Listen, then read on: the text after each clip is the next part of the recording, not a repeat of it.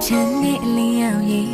တန်ရလှပါနေခဲ့တဲ့ပျော်ရွှင်ကြည်နေတယ်ချင်းငတ်တည်တဲ့နေအာယုရဲ့အလှမကြီးရဲ့ဒိတ်တိုင်းများလေးရောက်စိတ်ချအမောင်ပြေတယ်တဘာဝရဲ့လင်းညနေ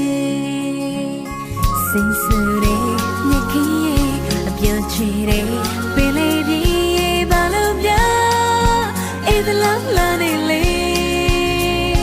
ညာရှင်ကဖန်ဆင်းနေဒီတဘာဝ